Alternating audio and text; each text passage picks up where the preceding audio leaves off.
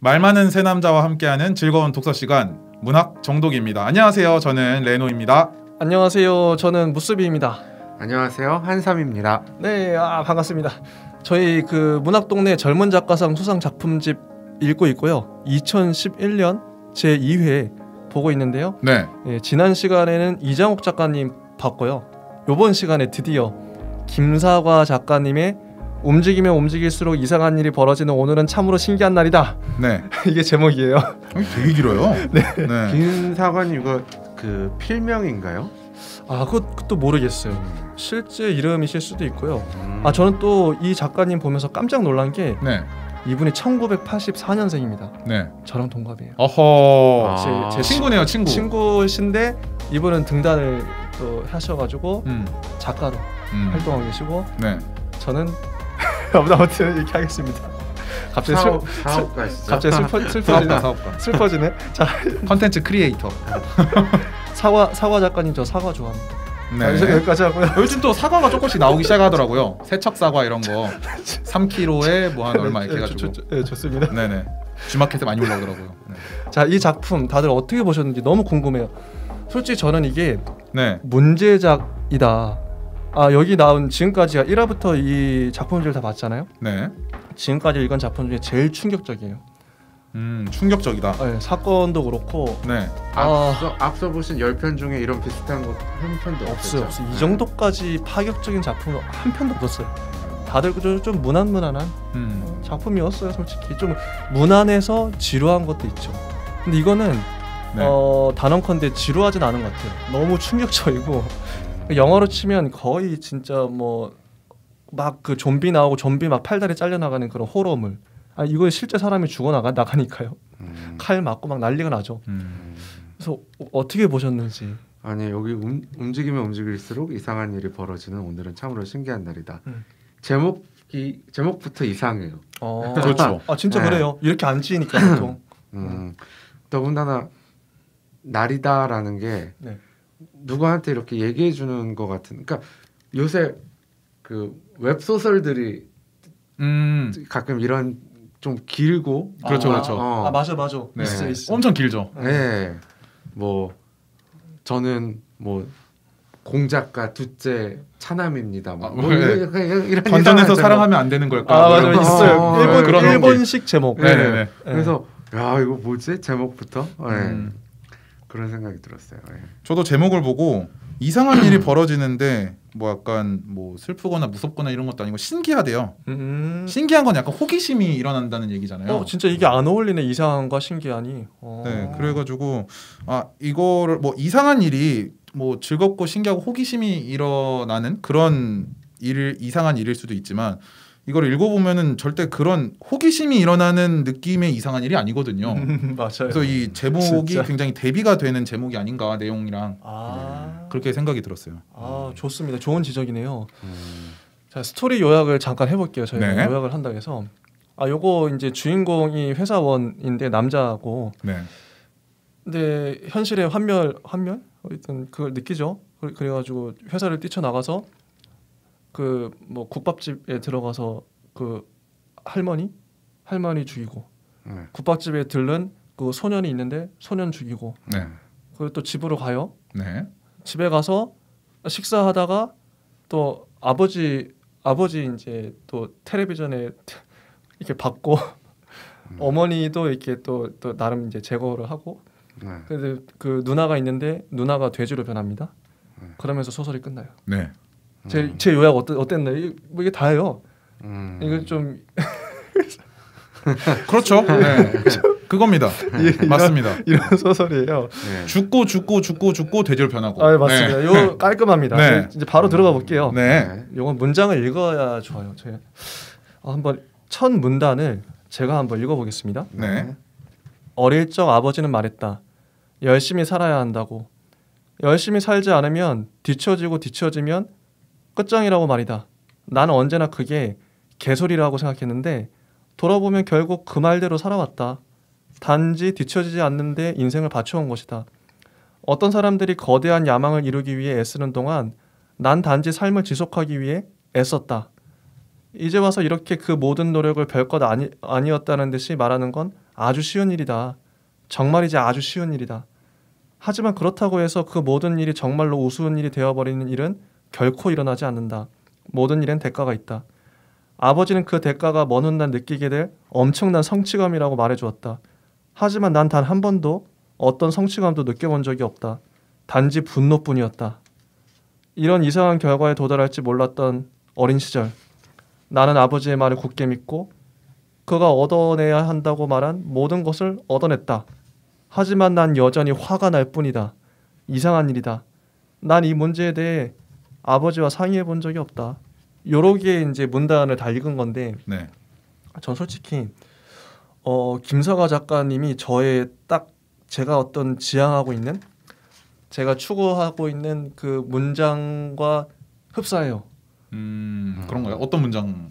이런, 어떤 느낌의 문장? 이거 딱 읽어보시면 네. 어떤 느낌이 드시나요? 저는 왜 좋았냐면요, 이 문장들이 네. 되게 유기적으로 연결이 돼요. 문장이 일단은 쉽게 잘 읽히고 무슨 말을 하려는지, 작가가 무슨 말을 하려는지 알 것 같고, 네. 문장이 되게 젊다고 생각했어요. 늙은 문장이 있고 또 젊은 문장이 있잖아요. 있죠. 요새 한 20대가 쓸 법한, 20대가 받아들이기 좋은 그런 좀 젊고 좀 어떤 세련된 긴박한 이런 느낌을 표현하기 되게 좋은 그런 문장이지 않나. 전 되게 좋게 봤어요, 이런 문장들을. 혹시 여러분들은 확실히 김사가 작가님의 이 소설은 이 문장 자체가 몰입감이 뛰어나다 생각해요.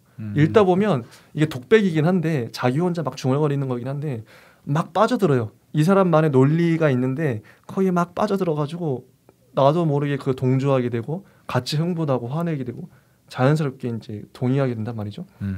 어떻게 보셨나요, 이 문장에 대해서? 저 같은 경우에는 일단 굉장히 속도감이 있다라고, 뭐 문장이 짧아서 그럴 수도 있는데 굉장히 속도감이 있다고 느껴졌고, 내용을 보면은 이 아버지가 말하는 뭐 결국엔 잔소리였겠죠. 뭐 열심히 살아야 한다, 뭐 이거 해야 된다, 저거 해야 된다. 어른들이 의뢰야 말하는 그런 것들이 되게 싫었는데 어쨌든 지키면서 살아왔다라고 얘기를 하잖아요. 근데 저도 뭐 물론 많이 산 건 아니지만 이제 뭐 중고등학교 때 뭐 부모님들이 했던 잔소리 같은 게 있잖아요. 있죠. 참 듣기 싫었는데 그렇게 살아왔고, 또 내가 지금의 중고등학생들을 또 보면은 또 저희 부모님처럼 말할 것 같은 거예요. 결국엔 참 듣기 싫은 소리인데 나도 그렇게 하게 되고 그렇게 살아온 것 같아요. 그리고 그 생각이 나한테 심어지고 그런 생각들이 여기서 굉장히 많이 느껴졌어요. 특히나 저는 이 부분이 좋았던 게 첫 번째 문장. 네. 그러니까 열심히 살아야 한다. 열심히 살지 않으면 뒤처지면 끝장이라고 말이다. 근데 반전이 일어나죠. 난 언제나 그게 개소리라고 생각했는데, 이거 실제 뭐 젊은이들 뭐 어렸을 때 반항적인 이렇게 생각할 것 같아요. 개소리라고 생각했는데 돌아보면 결국 그 말대로 살아왔다. 그 어른들의 말에 수긍해서 대부분 이렇게 살죠, 실제로. 단지 뒤처지지 않는데 인생을 바쳐온 것이다. 참 이게 현실을 그대로 반영하는 것 같아서 좀 가슴이 아프기도 하고. 되게 생각할 게 많은 문장인 것 같긴 해요. 이 뒤처진다는 거에 대한 기준을 어디다 둘 건지도 생각을 해봐야 되고. 맞습니다. 네. 잘 써진 문장이 생각해요, 저는. 그러니까 이런 감정들이 누구나 갖는 감정이잖아요. 네. 한국의 교육 시스템, 보편적인. 그렇죠. 그 다음에 또 가부장적인 가족 문화, 맞아요. 부모님의 조언을 꼭 따라하는 게 이제 우리의 어떤 원칙처럼.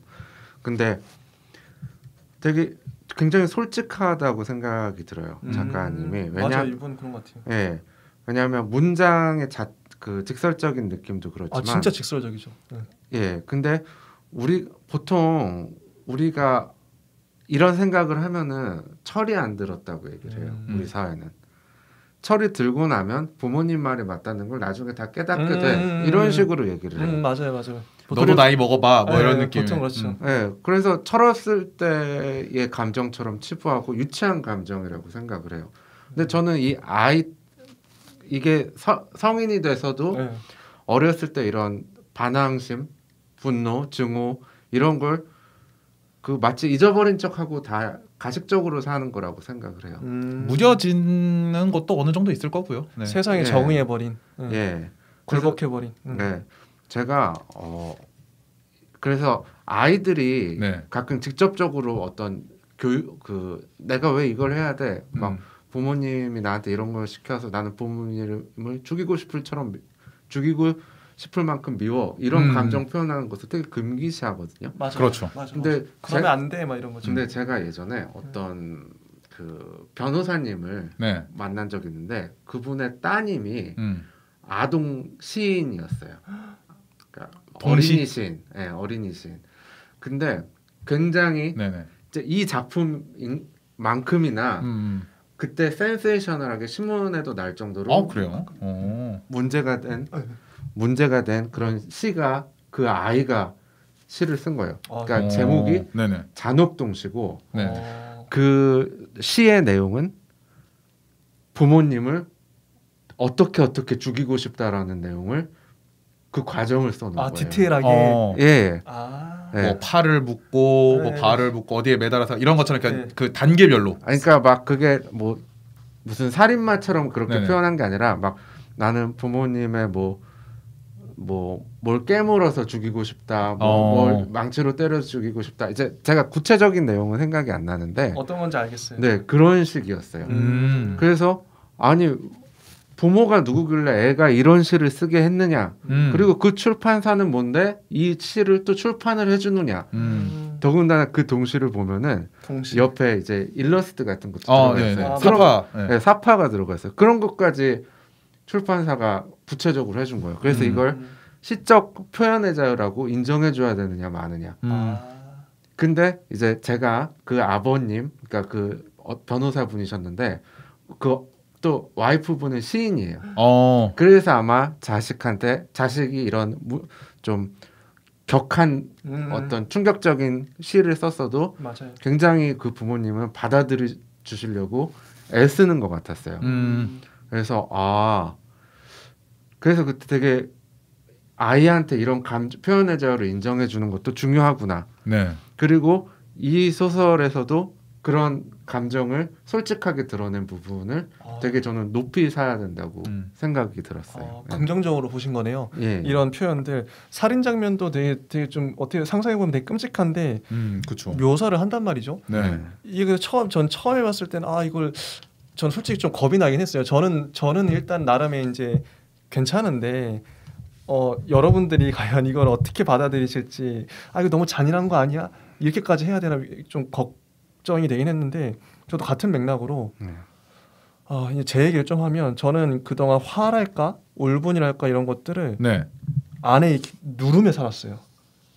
이게 좀 말 잘 듣는 아이였어요. 전 되게 모범생 집에서. 집과 학교에서. 집과 학교에서. 네. 공부 못하는 모범생. 공부는 못하는데 어른들이 하라 그러면 다 그냥 성실하고 착한. 네, 그런 무조건 착한. 그렇게 한 20년 살았거든요. 네. 그러니까 사람이 어떻게 되냐면 네. 한 번도 제가 화를 잘 안 내요. 화를 안 내고 항상 말 잘 듣고. 근데 안에는 항상 뭔가 응어리가 화가 가득 차 있는 거죠.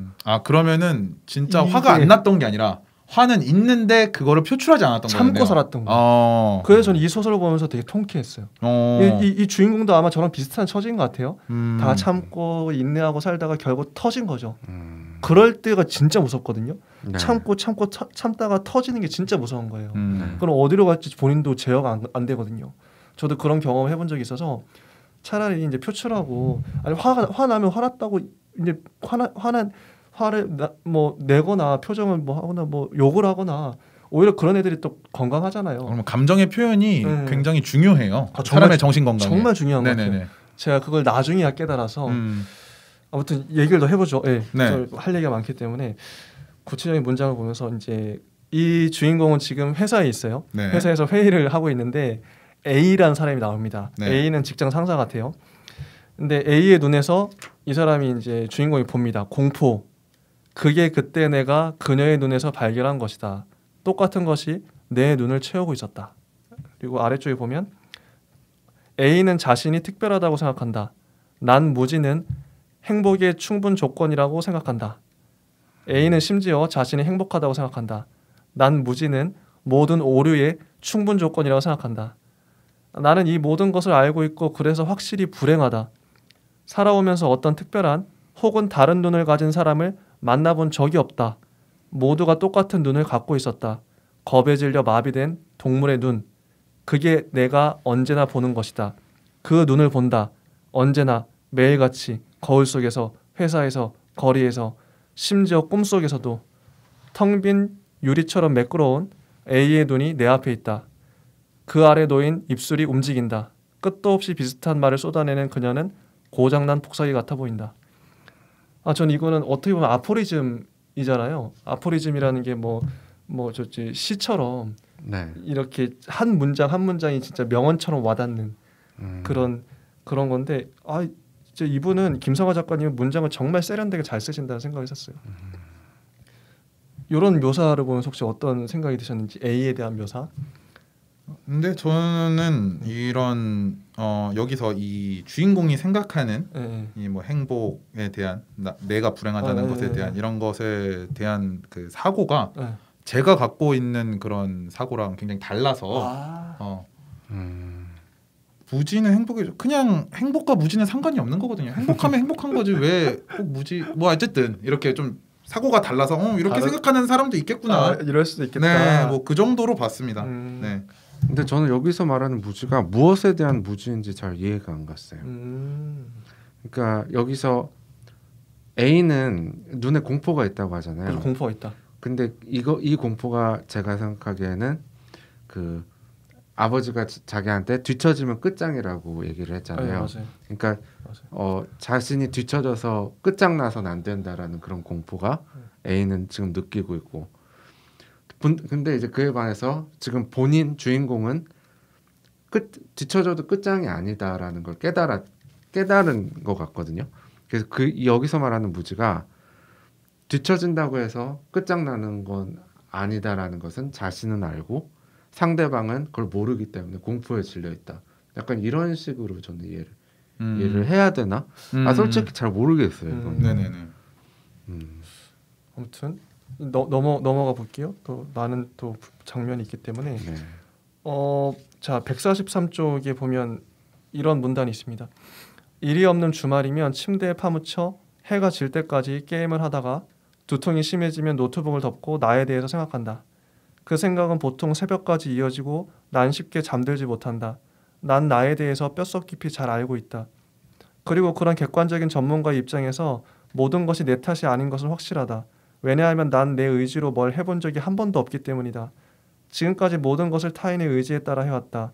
가끔은 나 자신이 모든 빛을 투과시키는 얇은 셀로판지로 생각된다.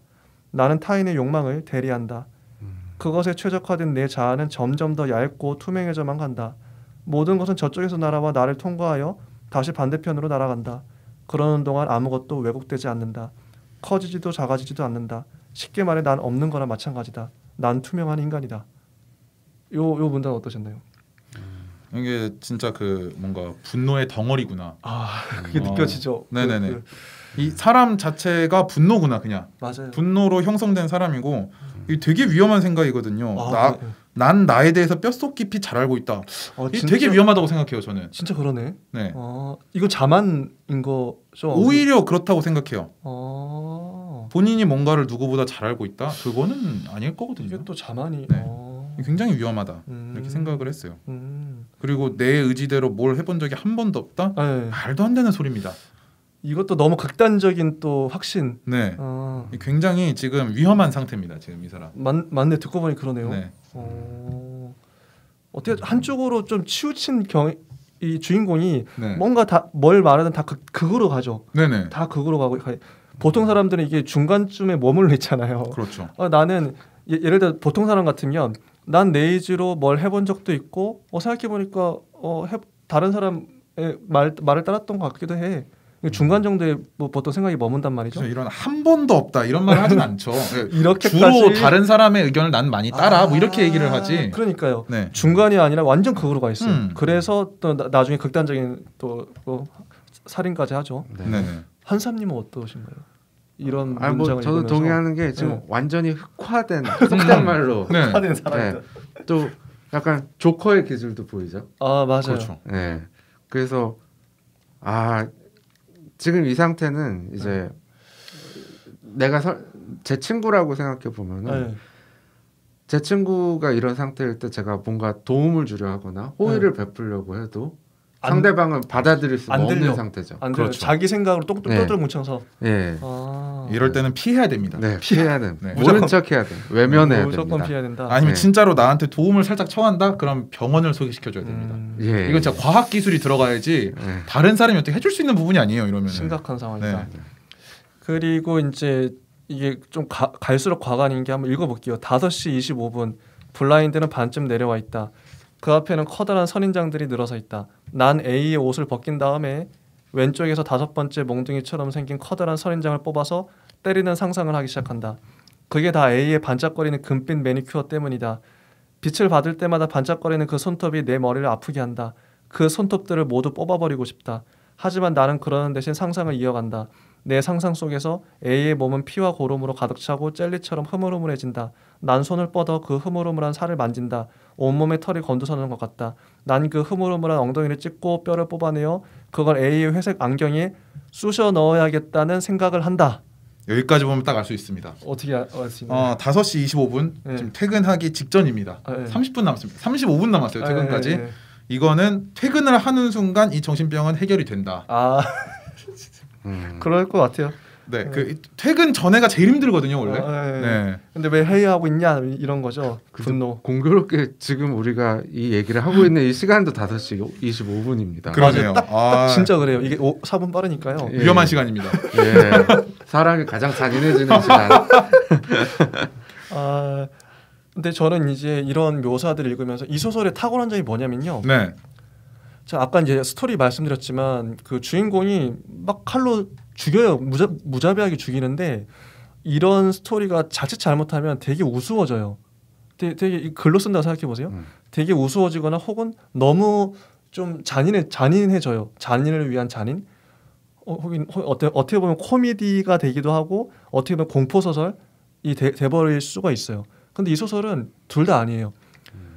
일단 읽어보시면 아시겠지만 일단 이게 비웃음은 안 들고 좀 이 읽어보면서 이 사람의 처지에 좀 뭐랄까 우리가 몰입하게 되는 그런 좀 저는 그래서 김사과 작가님이 문장을 되게 좀 독자가 이걸 어떻게 읽을지도 다 계산을 해서 쓰신 거 아닌가? 혹시 어떻게 생각하세요? 이게 스토리가 되게 좀 자칫 잘못하면 되게 우스워지잖아요. 예. 아니면 되게 가벼워지거나 아니면 너무 무거워지거나. 근데 네. 아까 첫 문단부터 느껴지는 게 네. 굉장히 솔직하잖아요. 솔직하죠. 이 작가님은 이 작품을 읽고 읽은 독자들이 어떻게 평가할지에 대해서는 의식을 안 한 것 같아요. 의식을 아예 안 정말 했다. 솔직하게 그냥 쓴 것 같고 사실 여기에서 제가 전자책이라 이게 그 줄 정리가 좀 안 돼 있었거든요. 아니 원래 이렇게 써 있어요. 네, 그래서 지금 옆에 슬쩍 보고서는 맨 마지막에 쑤셔 넣어야겠다는 생각을 한다라는 말 줄이 줄바꿈이 돼 있어요. 쑤셔 넣어야겠다라는 그 아마 이 한 가지 말을 강조하고 싶어서 이렇게 맞아요. 한 건가. 그건 맞는 것 같아요. 그러니까 이거는 문서 편집까지도 감정을 넣어서 편집한 것 같은 그런 생각이 내 드는 거예요. 감정이 실제 감정이 이래. 네. 그래서 도대체 이 글은 뭐지? 이거는 공모전용이 아니라 정말 설마 이게 자전적인 내용일까 생각이 들 정도. 맞아요. 이 작가님이 혹시 회사 생활을 한 적이 있는지. 저는 또 한편으로 좀 작가님이 네. 김사과 작가님이 걱정도 됐어요. 이런 글을 쓰려면 엄청난 그 집중력을 갖고 몰입감을 갖고 썼을 거 아니에요. 자기 감정을 그대로 써야 되니까. 그렇죠. 실제 김사과 작가님은 저도 이제 실제로 이렇게 생각을 평상시에도 그러니까 소설이 아니라 그러니까 이런 생각을 하다가 이거는 어떤 느낌이냐면 이 소설 자체가 자기가 평소 갖고 있는 것들을 감정이나 뭐 울분 생각들을 다 쏟아 넣은 것 같아요. 그냥 때려 박아서 쓴 것 같아요. 원래 이런 생각을 하는데 그냥 이걸 좀 저 등장인물 세우고 이렇게 해가지고 소설처럼 이게 나름의 일기인 거죠. 근데 소설처럼 세워서 써버린 것 같은 느낌.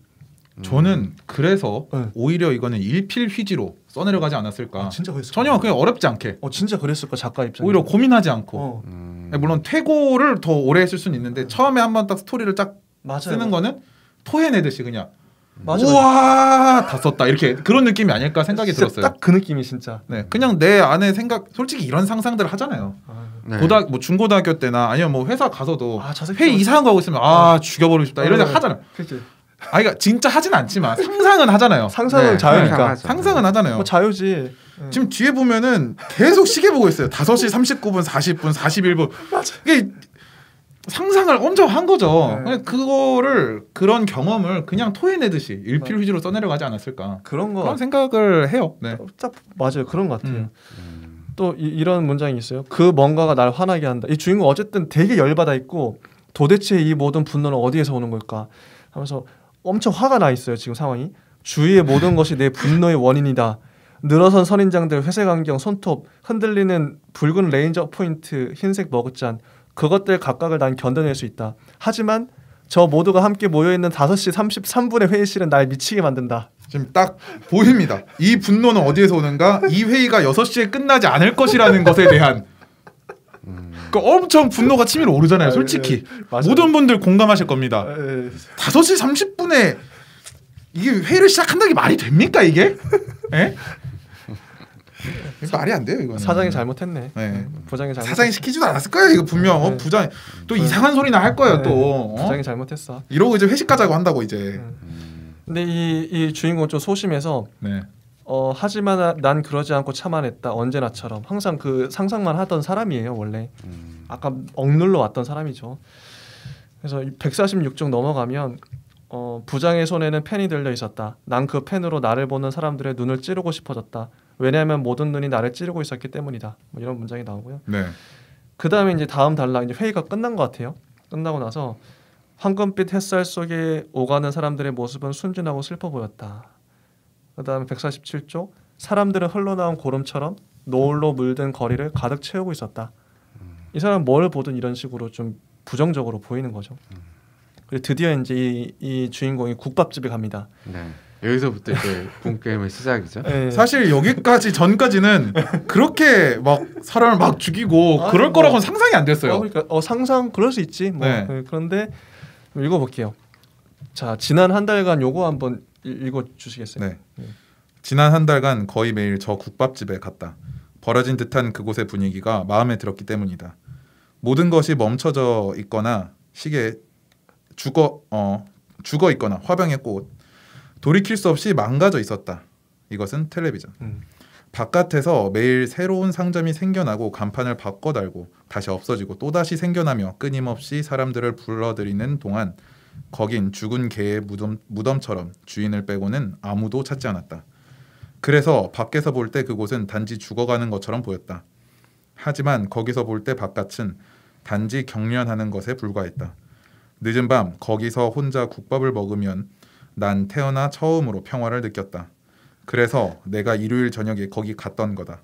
난 뜨거운 것을 먹으며 울고 싶었다. 네 여기까지. 네. 그래서 요 국밥집에 갔어요. 요런 장소예요. 요런 네. 장소고.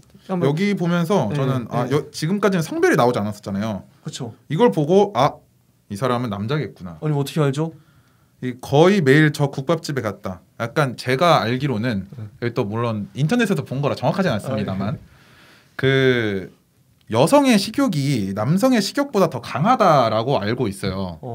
그래가지고 이렇게 같은 메뉴를 매일 먹는 거는 여자는 약간 불가능할 것이다. 맞네. 한 달 동안이나 매일? 이건 불가능할 거라 생각합니다. 여자라면 네, 여자라면. 그리고 아시잖아요. 국밥집 가서 물론 소주 술을 하시는지 안 하시는지 모르겠지만 전 먹습니다. 국밥집에 가면은 그 많은 남성분들이 혼자 앉아서 빨간 뚜껑과 함께 먹고 있는 모습을 한 9시 10시쯤 가면은 코로나가 없을 때 많이 볼 수 있었습니다. 솔직히 맞아요. 국밥집 여자 혼자 오는 경우는 제가 거의 못 봤어요. 맞아요. 그럴 네. 것 같아요 실제로도. 이제 국밥충이라고 하죠. 그렇죠. 국밥충. 국밥충의 비율을 이제 만약에 통계청에서 낸다면 네. 압도적으로 남자가 많아요. 저는 한 네. 120% 봅니다. 맞습니다. 예. 그런 국밥집이고요. 네. 그다음에 난 그 다음날 또 다음날에도 갔다. 여자가 자기 이야기를 하기 시작했다. 그건 텔레비전 연속극이라 나올 것 같이 아주 진부한 이야기였는데 바로 그 진부함이 날 사로잡았다. 내 인생에서 한 번도 일어난 적 없는 진부한 고통이 여자의 삶을 꽉 채우고 있었던 것이다. 왜냐하면 여자는 가난했고 또 제대로 배우지 못했기 때문이다. 여자는 일요일마다 교회에 가서 울면서 기도한다고 했다. 그러면 가슴에 있는 주먹만한 덩어리가 쑥 내려간다고 했다. 그건 원래 배에 있는데 기도를 하지 않으면 점점 더 커지면서 가슴으로 올라와 결국은 목을 꽉 막는다고 했다. 그런데 기도를 하면 그게 작아지고 내려가면서 뱃속으로 사라져버린다고 했다. 이런 거죠. 그러니까 이 국밥집 사장님은 이 아줌마 할머니 이분은 이 주인공과 달라요. 주인공과 다른 좀 고통스러운 삶을 살았던 거죠. 그게 좀 주목이 됐던. 혹시 종교 있으신가요? 저는 원래 기독교. 혹시 이런 경험을 해보신 적 있나요? 아 이게 실제로 저도 이게 좀 공감이 되는 게 네네. 누구나 이제 아픔이 있겠지만 저도 이제 나름 이제 중학교 때 좀 고통을 당해보고 네. 좀 그래서 그런 것들을 이제 대학생 때 이제 좀 교회 대학부 예배 드리면서 기도 막 엄청 그때 울부짖으면서 막 기도하면서 가슴이 뜨거울 때잖아요. 그 CCC 이런 거 하셨던 건가요? 그러면? 아니요, 저는 뭐 그 학교에서 뭐 동아리는 안 하고요. 그냥 대형 교회 대학부 예배를 청년부 네, 이런. 네네. 했는데 기도할 때마다 그렇게 눈물이 나고 막 그랬었어요. 그때는 뜨거웠어요. 지금은 아니지만 이런 경험을 실제로 했었고 그래서 이 문장이 와닿았습니다. 실제 저는 종교가 없어서 진짜 이럴까? 약간 궁금한 게 진짜 있었거든요. 이래요. 실제 그래. 이런 분들 많아요. 특히나 어르신들은 더 하겠죠. 자기의 그런 한이랄까 이런 게 다 있잖아요. 그런 거 막 기원하는 거죠. 비밀면. 네. 결국엔 그런 것들을 이렇게 뭐 신한테 기도를 드린다는 표현으로 말로 하면서 표현을 하면서 이게 좀 맞아요. 풀리는 게 아닐까. 맞아요. 이렇게 뱉어내기 때문에 그 뱉어내면서 다 풀리는 거죠. 속으로만 있는 게 아니고. 네. 표출. 그래서 제가 아까도 처음에도 얘기했지만 제가 원래 누르고 살아왔다 했잖아요. 네네네. 어떻게 보면 교회에 가서 제가 기도 막 큰 소리로 통성기도 하는데 네네. 그러면서 제 안에 있는 화 같은 것들이 좀 풀렸던 것 같아요. 그러면 요즘에는 이제 그런 감정 표현 잘 하시나요? 요즘에 제가 뭐 스트레스 받으면 뭐 게임을 한다든지 네. 뭐 영화를 본다든지 풀 땐 많아요. 운동을 한다든지. 이거 방송하는 것도 나름 스트레스를 푸는 거예요. 이게 막 말을 하면서 이제 표현을 하잖아요. 그럼 풀려요 다. 그럼 직접적으로 딱 뭔가 사람을 대면했을 때 지금 막 화가 나. 그때 얘기를 하진 않고. 저는 좀 그러진 좀 참는 편이에요. 네. 그걸 이제 다른 방법으로 이제 해소를 시키시는. 한때 그렇군요. 편의점에서 네네. 제가 이제 또 이제 편의를 하다 보니까 네네. 그걸 잘 못 풀었을 때는 그냥 손님한테 그냥 직접적으로 짜증을 내기도 하고 그러면 안 되는데 그랬었죠. 근데 손님도 진상 많잖아요. 네, 그러니까 그랬습니다. 네. 한사님은 어떠죠? 저는 이제 궁금한 게 네. 여기서 보면 그냥 할머니잖아요. 머리가 희다고 나와 있잖아요. 맞아요. 그리고 되게 평범한 국밥집 할머니고 그냥 되게 평범한 사연을 가지고 있는 그래서 그걸 이제 얘기하는 그저 평범한 사연이죠. 어떻게 보면 무난한 사연. 근데 이제 주인공은 근데 왜 이분을 계속 여자라고 부를까? 그래서 저는 약간 그 말죽거리 잔혹사의 김부선 씨처럼 뭐지? 약간 젊은 그런 음식점 약간 한 40대 후반이면 50대 중반 뭐 이 정도에 그 정도만 돼도 요즘 머리 흰 사람 많거든요. 네. 그래요? 제가 좀 약간 그런 느낌이 아닐까 생각을 했거든요. 저는 새치가 많은 편인데 근데 여기서 나중에 등장하는 아이도 할머니라고 불렀거든요. 그렇죠. 죽은 여자. 할머니는요? 말하면서 또 추측할 수 있는 게요. 뒤 문단에 보면 이 주인공이 여자한테 관심이 좀 있어요. 여자는 계속해서 나와 결혼하게 될 좋은 여자에 대해 말했는데 아니 뭐 아무래도 여자는 내가 결혼하게 될 좋은 여자를 부러워하는 것 같았다. 아니 가능하다면 자기가 그 여자가 되고 싶은 것 같았다. 그래서 난 정말로 그렇게 하면 어떨까 생각해 보기도 했다. 이런 문장이 나오잖아요. 네. 남자는 나름 이제 할머니의 호의를 받으면서 그 여자한테 좀 이성적으로도 호기심이 있었던 게 아닌가? 그 할머니한테? 저는 약간 할머니는 아닌 것 같고 한 중년? 그 정도 뭐, 느낌으로 생각을 했어요. 자기한테 잘해주니까. 네네네. 그리고 이미 주인공도 중년인 것 같죠. 근데 자기 집에 돌아갔을 때 뭐 하는 얘기를 보면 아버지 어머니가 막 대하고 누나 하는 얘기 보면 거의 느낌이 20, 30대로 보여요. 한 30대 후반, 그죠, 40대 초반, 많아야 40대 초반. 그렇게 많아 보이진 않아요. 집에서의 이런 소동을 보면. 아무튼 좀 궁금하네요. 여자라 부른 이유가. 그러게요. 좀 넘어가서 150쪽 이제 뭐 이런 얘기가 나옵니다. 동태찌개. 동태찌개. 음. 동태 사왔는데 동태찌개 해줄까? 여자가 내 어깨를 툭 쳤다. 뭐 이렇게 나오는데 아래 또 이런 얘기 나오죠. 이 소설 자체가 원래 독백인데 이런 게 나옵니다. 자꾸만 난 울고 싶다. 두께를 가지고 싶다. 무게를 색깔을 가지고 싶다. 하지만 그건 불가능하다. 나는 보호되어 왔기 때문이다. 저 여자와 저 여자의 삶과 같은 것으로부터 그게 내 어머니와 아버지가 내게 해준 것이다. 해롭고 더럽고 불길한 정적으로부터 그러니까 세계 전체로부터 나는 보호되어 왔다. 그게 내 삶이다. 아니 그런 건 삶이 아니다. 그럼 도대체 뭐란 말인가? 갑자기 나를 둘러싼 공간이 차곡차곡 접히는 것 같은 느낌이 들었다. 그러니까 가게 전체가 나를 향해 무너져 내리는 것만 같았다. 난 겁에 질렸다. 하지만 참아낼 것이다. 아니 더 이상은 못하겠다. 난 더 이상 견디지 못하고 일어났다. 일어나 움직이기 시작했다. 주방을 향해서였다. 이때부터 시작되는 거죠. 이 문장도 되게 중요하다 생각해요. 주인공이 결국 결심을 했죠. 살인할 결심을. 그리고 부모님을 탓하죠. 저런 더럽고 불결한 것으로부터 해로운 것으로부터 부모가 날 지켜줬어. 난 보호되어 왔어. 그래서 내가 이렇게 된 거야. 이런 건데요. 이거 어떻게 생각하세요? 이런 분. 근데 이런 것들을 부모님이 많이 해주신다면 좋은 거 아닌가요? 네. 아니, 원래 부모님은 다 보호하고 싶죠. 네, 많이 해주시려고 하시고 감사하죠. 감사하죠. 네. 어딜 이런 생각을 하고 이 친구 지금 불만이 너무 많아. 네, 불만이 많아요, 확실히. 불만이 많아. 자기만의 논리가 있어요. 자기만의 생각이 있고 똘똘 자기 안에 갇혀 있어요. 누구와도 소통을 하지 않고.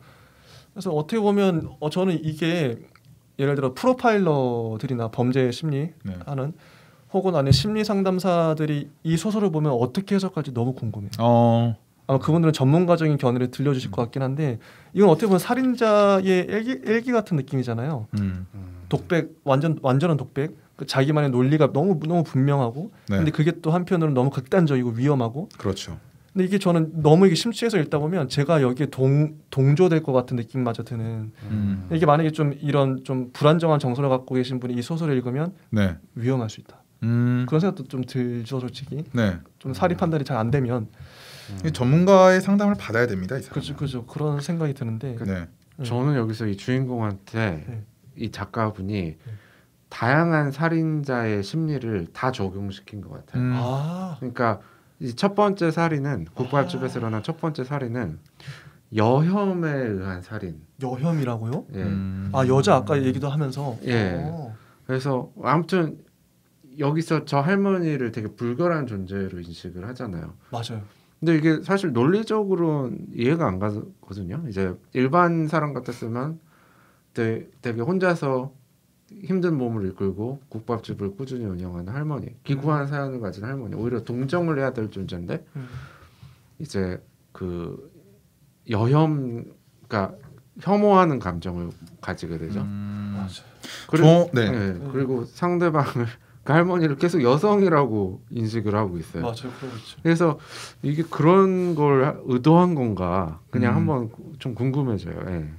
저는 이 처음 시작이 이제 아버지는 말했다 뭐 이렇게 시작하잖아요. 부모님이 뭐 했던 말들 이런 걸로 시작을 하는데 그런 것처럼 이 부모님이 나를 보호해 왔던 거 부모님의 그 어쨌든 잔재잖아요. 부모님의 보호가 그 부모님의 보호가 생각나게 한 사람을 죽이고 뒤에는 또 부모님을 죽이고 그 다음에 또 이제 소년을 보면은 이제 소년에게 본인이 그 부모님 같은 말을 해요. 본인의 부모님 같은. 너 그렇게 해서 인생 어떻게 살까? 뭐 너가 뭐 회사를 가면 뭐 어쩌고 막 그런 얘기를 하는데 맞아요. 그런 말을 하게 만든 애도 죽이고 약간 그 부모님이 나한테 했던 그 잔소리에 대한 살인이라고 해야 될까? 저는 그렇게 생각을 했거든요. 복수하는 건가요? 부모님에 대한 복수? 약간 뭐 그런 느낌이죠. 복수라고 하긴 좀 그런데 그 어쨌든 이 사람이 처음에 이제 싫다고 말을 한 게 이 아버지의 말이었잖아요. 열심히 살아야 한다고. 열심히 살자는 뒤처지면 끝장이라고. 부모님에 대한 원한은 있는 것 같아요, 확실히. 네, 그거가 생각나게 만드는 것들을 다 하나씩 제거하는 그런 느낌을 받았어요, 저는. 맞습니다. 실제로 이제 프로파일러 분이 오면 네. 물어보고 싶어요. 진짜 물어보고 싶어요. 이 소설 네. 궁금해요, 진짜. 네. 이 심리가 어떤지, 범죄인의 심리가. 네. 사실 제일 물어보고 싶은 거는 네. 이 할머니가 죽었잖아요. 네. 죽어 있는 거를 분명 냄새가 나고 저기 쓰러져 있는 게 피가 예. 막 묻어 있고 이 사람이 맞아요. 할 텐데 소년이 들어와가지고 밥 없냐고 이러는 이 소년이 제일 궁금해요. 너는 왜 모르냐 그런 거? 아니, 몸에 옷에 막 피가 묻어 있다고 얘기가 나오는데 그거를 와가지고 들어와가지고 밥 주세요 그러고 뭐 백반 주세요 이런 얘기나 하고 앉아 있고 이 소년이 제일 이상한 친구인 것 같아요. 그래서 소년 그리고 얘기, 뒤에 예. 마지막에 누나 누나 돼지 변하는. 같은 집에서 아버지가 죽고 어머니가 그렇게 되고 밥을 계속 먹어. 그러니까요. 네. 그것도 좀 어떻게 해석을 해야 될지. 돼지로 그 하울에 움직이는 네, 좀 이따 한번 해석을 해보죠. 네. 오히려 네. 주인공이 제일 정상이에요. 자 152쪽에 보면 이 할머니를 죽이는 장면이 나오는데 네. 난 땅을 파듯이 칼을 휘둘렸다. 여자의 몸이 휘어졌다. 난 발기했다. 근데 여기 갑자기 왜 발기를 하지? 전 이것 좀 이해가 안 가는데. 이 발기가 그 성기의 발기가 맞나요? 그쵸. 그거밖에 없죠 뭐. 네. 그러니까 이 주인공이 지금 좀 제정신이 아니긴 한데 그래서 뭐 무시무시한 소리와 함께 여자의 목에서 피가 뿜어져 나오기 시작했다 하면서 쫙 나와요. 근데 마지막에 이런 문장이 나오죠. 난 당황했다. 이런 식으로 해결될 수 있는 게 아니었어? 난 당황한 채 돌아섰고 그대로 얼어붙었다. 문 밖에 사람이 서 있었다. 소년이 온 거죠. 이런 식으로 해결할 수 있다고 생각했던 거죠. 자기의 화를 이렇게 표출하면 화가 다 사라질 줄 알았는데 그러지 않았다는 거죠. 소년 얘기로 넘어가 볼까요? 네. 어린 남자애. 네. 근데 아이의 눈에선 공포를 찾을 수가 없었다 하면서 근데 재밌는 게 이 구조상 형식상으로 보면 앞에까지는 그 자기 독백이 계속 나와요. 그러다가 소년을 만났을 때 꽤 길게 대화 지문이 나와요. 전 이것도 되게 신선하다 생각했어요.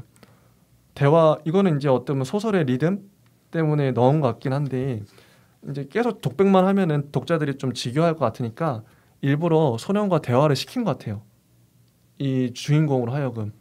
근데 이 대화 읽는 맛 솔직히 저는 이런 대화 보면은 이제 뭐 문장이 금방금방 넘어가잖아요. 속도감 있게 재밌기도 하고 대화 잘 쓰면 그래서 저는 이 형식상으로도 되게 마음에 들었었어요.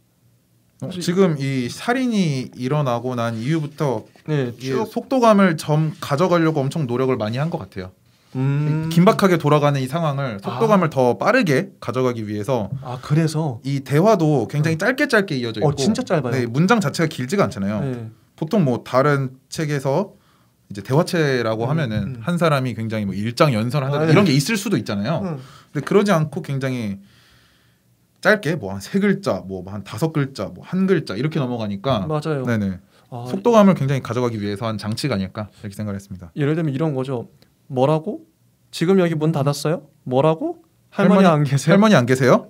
문 닫았냐고요? 아저씨는 누구세요? 난 할머니는요? 지금 안 계신다. 그럼 지금 밥 먹을 수 없어요? 밥? 네, 밥요. 여기서 지금 밥을 먹겠다고? 이렇게 계속 짧게 진짜 넘어가죠. 속도감 있네요. 네. 읽으면서도 재밌어요. 또 리듬감도 있고. 한사님은 어떻게 보셨나요? 이 대화문에 대해서? 좀 좋게 봤어요. 네, 처음에는 일반적인 대화에서 그래서 이제 주인공이 아이를 안심시키려고 하는 건가?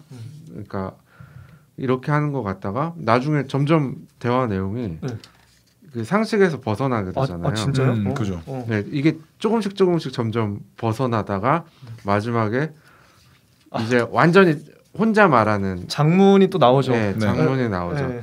여기서 보면은 주인공이 아이가 그러니까 이렇게 갑자기 길게 말하면 아이가 뭐 이해도 못할 거고 뜬금없이 이제 자기 얘기를 막 하는데 이미 여기서부터는 뭐라고 해야 될까요? 보통 사람의 어떤 그걸로는 이해하기 힘든 이미 미쳐버렸다. 예, 미쳐버렸다. 예. 요거 한번 읽어주시겠어요? 그 맞다 왜냐면 말이다. 요건 주인공의 심리를 알 수 있습니다. 맞다. 왜냐면 말이다. 왜 내가 회사를 그만뒀냐면 지겨워서 그랬어. 오늘 했어야 깨달았지 뭐야. 내가 얼마나 회사를 지겨워하고 있었는지 말이야. 왜 몰랐는지 알아? 무서워서 그랬어. 뭐가 무섭냐고? 나도 몰라. 아무튼 그냥 무서웠어. 난 무서워서 내가 회사원을 하기 싫다는 것도 몰랐어. 공포가 무슨 뜻인지 알아? 무섭다는 거야. 프랑스어로 공포가 뭔지 아니? 난 알아. 내가 왜 프랑스어를 배웠을까? 프랑스 여자를 한번 꼬셔보려고 했지. 난 진짜 프랑스 여자랑 자보고 싶었어. 그래서 3개월 동안 프랑스어를 배웠다. 일주일에 3번씩 새벽 4시 일어나서 학원에 갔다. 대단하지 않니? 근데 그게 다 무서워서 그런 거야. 난 프랑스 여자가 무섭거든. 갑자기 프랑스 여자 꼬셔보겠다고 했다가. 그러니까. 네. 그러다가 또 이제 미국 얘기로 넘어갔다 영국도 나오고 네. 미국이 더 무섭지 일본도 무서워 이렇게 나가요. 굉장히 이 뭐 의식의 흐름 뭐 의식 네. 딱 그거야 진짜. 네. 정신이 오락가락하고 있는 거지 상황이. 너무 잘 썼어요 그런 면에서. 어떻게 이런 거를 작가가 다 상상으로 썼을 텐데. 너무. 그래서 마지막에 이렇게 나오죠. 난 서울이 너무너무 무서워. 어떻게 안 무서울 수가 있어? 내가 매일 아침 눈을 뜨는 곳인데 어떻게 안 무서울 수가 있어? 넌 서울이 안 무서워? 난 무서웠는데 왜 넌 안 무서워? 이거 읽다 보면 정신병 걸릴 것 같아 솔직히. 그렇죠. 정신줄 딱 잡아야 돼. 진짜 나도 미치겠다 들으면서. 근데 이 마지막에 왜 넌 안 무서워라는 이게 있잖아요. 저는 이걸 보면서 생각이 들었던 게 이게 솔직히 바뀔 수 있는 거잖아요. 넌 왜 안 무서워가 될 수 있고 왜 넌 안 무서워가 될 수 있고 이거는 이제 왜 넌 안 무서우면은 너에다가 초점을 맞춘 거거든요. 그러니까 이 안 무서워하는 이유가 궁금한 게 아니라 너는 왜 무섭지? 나는 무서운데 나는 너가 그 안 무서워하는 게 마음에 안 들어라는 느낌을 담지 않았나. 네. 맞네. 그래서 아래 문단이 나오죠. 난 말을 멈추고 아이를 보았다. 이제 아이의 표정은 공포가 다였다. 그렇다면 됐다. 이제 우리는 같은 표정을 짓고 있는 거니까. 이렇게 하려고 말을 걸었던 거. 네. 이게 왜 넌 안 무서워라는 말이 굉장히 갑자기 딱 보였었어요. 이걸 읽으면서. 맞아.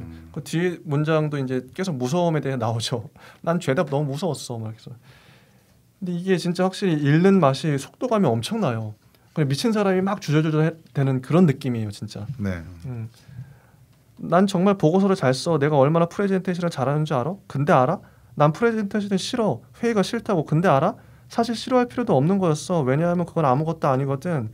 그냥 아무것도 아닌 거야. 근데 난 그게 뭔가 대단한 거라고 생각했지 뭐냐? 왠지 알아? 무서우니까. 그래서 162쪽에 넘어가면 또 한마디 하면은 제가 김상화 작가님이 자기가 쓴 소설을 어떤 그 팟캐스트인가 나와서 읽는 걸 들어본 적이 있어요. 네. 그때 제가 진짜 깜짝 놀랐습니다. 너무 연기를 잘하시나요? 어떻게 읽으시냐면 진짜 이렇게 감정 이입을 해서 거의 화가 난 사람 같아요. 162쪽 읽어볼게요. 난 정말 운도 없지. 그리고 넌 정말 행운하다. 이렇게 너한테 삶의 비밀을 말해주는 사람도 있고 말이다. 그래서 말인데 너 그렇게 게임이나 하고 만화책이나 읽다가 결국 네 자식도 무료 쿠폰을 들고 이런 거지 같은 식당을 전전하게 만들 거다. 하지만 그게 나은지도 모르겠다. 날 봐. 나처럼 이렇게 산다고 해서 아무것도 좋은 것은 없다. 그게 중요하다. 결국 다 이렇게 비참해지고 말지. 어떤 사람은 이유도 없이 비참하게 살해당하고 어떤 사람은 살인자가 되어 인생을 망친다. 아무도 벗어날 수가 없다. 알겠냐? 이게 삶이라는 거다. 그리고 여기에 너 같은 애를 위한 자리는 없어. 알아? 자 그러면 넌 이제 어떻게 살아갈 작정이냐? 이런 세상에서 어떻게 살아남을 작정이냐? 응? 대답하란 말이다. 이런 식으로. 근데 저는 좀 부드럽게 읽지만 그분은 진짜 화난 것 같아요. 이 주인공이 말함직한 그런 톤과 그 격정, 그 분노, 그 화를 안고서 말을 막 쏟아내더라고요. 아까 우리 1페이지를 썼다 그랬잖아요. 네. 실제 작가님은 여기 이입을 해서 쓰신 게 맞아요. 약간 그랬을 것 같아요. 이게 너무 잘 읽히잖아요, 솔직히. 잘 읽히거든요. 대박이다. 이건 대단한 능력이다. 근데 여기서 주인공은 그 아버지 말대로 따라가지고 어느 정도는 성공을 이뤘다고 본인이 얘기를 하고 있잖아요. 네. 그렇죠. 그러니까 아까 다니는 회사도 대기업 정도 됐을 거고. 그러게요. 네. 같이 이제 대화를 나누는 무슨 전략 컨설턴트도 이제 엘리트일 거고. 그렇죠.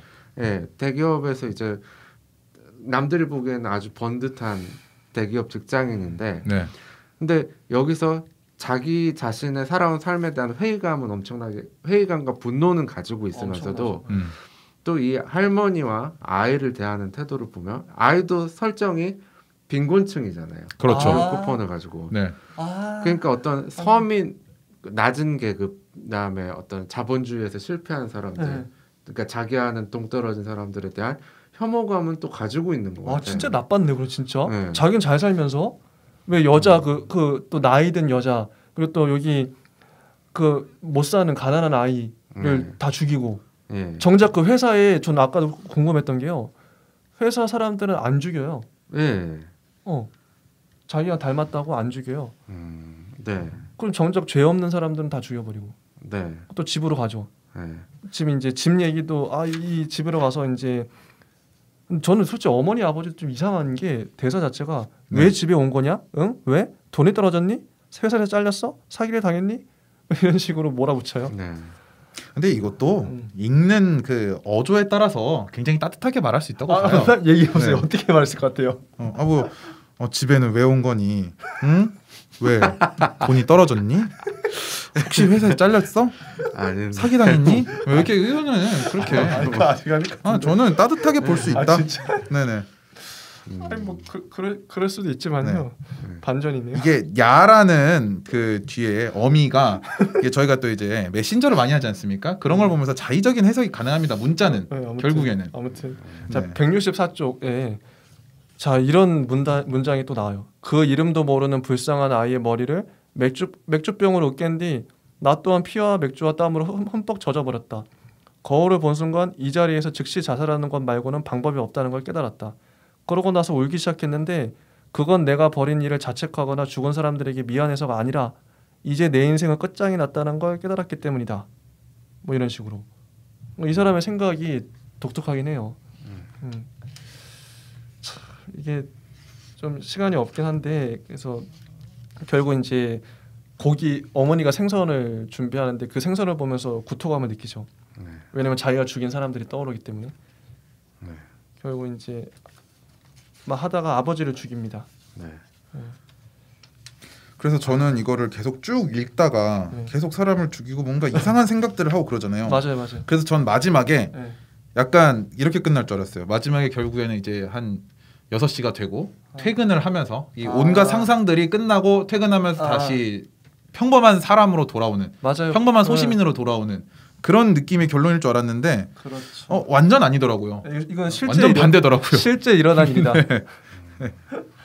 그냥 그 회의 시간을 때우기 위한 온갖 망상 이었을 거라고 생각을 했는데 그랬으면 좋았겠지만 정리하면 이제 지금 시간 정리해야 될 것 같긴 한데요. 다들 좀 어떻게 보셨는지 이 소설을 좀 한마디씩 하고 끝내보죠. 한삼님부터 한번 얘기를 해보실까요? 말씀드렸듯이 이제 마지막에는 이제 가족을 맞닥뜨리는 장면이 나오면서 그냥 그 예상했던 범주죠. 그러니까 아주 가부장적이고 자식을 다그치는 아버지. 네, 맞아요, 그래요. 그 다음에 거기에 피동적으로 그 따라가는 어머니. 그리고 또 자기와 같은 희생양인 누나. 그렇게 나오고 지독하게 엘리트주의적으로 키워져가지고 그 부담을 느끼면서 살아온 주인공의 어떤 증오 분노가 그냥 고스란히 느껴지는. 근데 저는 이게 특이한 점이 이렇게 극단적인 끔찍한 행동들을 주인공이 저지르게끔 이렇게 쓰려면은 작가님들이 그래서 그걸 가능하게 하기 위해서 주인공들한테 되게 기구한 상황을 넣어요. 맞네요. 그러니까 남들이 경험할 수 없는 더 끔찍한 상황에 집어넣고 개연성. 그래서 개연성을 위해 주인공이 이제 그 정도 상황이 되어야지 이 정도 미쳐서 이런 행동을 저지른다라고 보통 하는데 근데 이 작가님은 정말 대단한 게 누구나 경험하는 그런 사연과 어떤 인생을 가지고 주인공을 이렇게 끔찍한 살인마로 만들어 놓은 거예요. 진짜 그러네요. 네, 그래서 저는 이 작품이 그런 점에서 대단하다고 봐요. 정말 솔직하고 그러니까 우리가 뉴스에 나오는 살인범을 볼 때 그냥 사소한 일로 분노를 느껴서 상대방을 죽인 거에 대해서 그냥 쉽게 저놈은 쓰레기야. 교도소에서 평생 썩어야 돼. 막 이렇게 얘기를 하지만 인간은 언제든지 폭발할 수 있는 이런 내재성을 가지고 있다. 그게 이렇게 평범한 삶을 살아온 사람도 그 삶에 대해서 회의감을 가지고 분노를 느끼면 이런 짓을 저지를 수도 있다라는 걸 개연성 있게 보여준 것 같아요. 정말 공감됩니다. 특이한 사연이었으면 우리가 좀 공감을 못했을 수도 있는데 저 사람은 우리랑 다르니까. 근데 우리랑 다 비슷비슷한 삶을 살았어. 이 주인공도. 네. 근데 이런 살인을 저지른단 말이죠. 근데 저희도 이제 상상 속에서만 했던 살인 그런 것들을 이 사람 직접 저질러 버리는 네. 행동을 해버리는. 아 맞네요. 혹시 그 네. 어떻게 생각하시나요? 저는 레논이- 이거를 보면서 예. 굉장히 읽는데 불편한 느낌이 굉장히 많이 들었어요. 그렇죠. 되게 많이 들었는데 불편하죠. 어쨌든 저는 이 편을 가장 빨리 읽은 것 같아요. 물론 이게 뭐 장수를 제가 세어보진 않아서 모르겠지만 가장 짧은 건지는 모르겠지만 가장 빨리 읽었거든요. 잘 읽힌다. 그래서 결국에는 이렇게 집중해서 그러니까 이거를 처음부터 끝까지 읽는 동안 저로 하여금 읽는 사람으로 하여금 다른 생각이 들지 않게 빠져들게 만들었다는 거는 굉장히 재밌는 소설이었다라고 잘 쓴 거죠. 생각을 해요. 엄청 불편했거든요, 솔직히. 음. 기분은 좋지 않아서 다 읽고 나서도 기분은 좋지 않았는데 그렇죠. 저는 재미의 기준을 내가 다른 생각을 안 하고 이 컨텐츠에 몰입을 할 수 있느냐를 재미의 기준으로 삼거든요. 중요하죠. 네. 그래서 뭐 굉장히 너무 뭐 예술적이지 않은 거든 뭐 굉장히 뭐 대중성이 높은 거든 뭐 재밌으면 됐지. 내가 네. 이거에 빠져들어서 즐겼으면 됐지라고 생각을 하기 맞아요. 때문에 그거 중요해요. 그거. 불편했어도 굉장히 재밌는 소설이었다. 이렇게 생각을 합니다. 좋습니다. 네. 자 마지막으로 요거 한번 요 문장 이제 장은정 평론가님이 요 책에 쓰신 건데요. 네네. 요거 한번 읽어볼게요. 자 슬픔이 밀려드는 것 그것은 분노마저도 관념으로 알아야만 하는 지금 여기에 대한 마지막 절규이기 때문 아닐까. 어쩌면 김사관은 분노마저 잊어야 했던 우리를 가장 격렬한 방식으로 애도하고 있는지도 모른다. 이 문장이 좀 와닿. 이렇게 쓸 수밖에 없었던. 네, 여기까지 하고요. 이제 네. 다음 시간에 다음 주에는 저희가 김성중 작가님과 김희한 작가님의 작품을 읽고 와서 얘기를 해보도록 하겠습니다. 네. 클로징 멘트 해주시죠. 네, 재밌게 보셨다면은 좋아요도 눌러주시고 구독도 눌러주시면 정말 감사하겠습니다. 댓글도 달아주시면은 저희가 성실히 읽어보도록 하겠습니다. 네. 오늘은 여기까지 하겠습니다. 저희가 다음에는 이제 말씀해주셨다시피 김성중 작가의 허공의 아이들, 김희환 작가의 너의 변신이라는 책을 읽고 와서 또 열심히 한번 준비를 해볼 테니까요. 네. 기대 많이 해주시고요. 뭐 어떻게 끝내야 돼요? 감사합니다. 말이 너무 길어졌네요. 다음 주에 또 뵙겠습니다. 감사합니다. 네.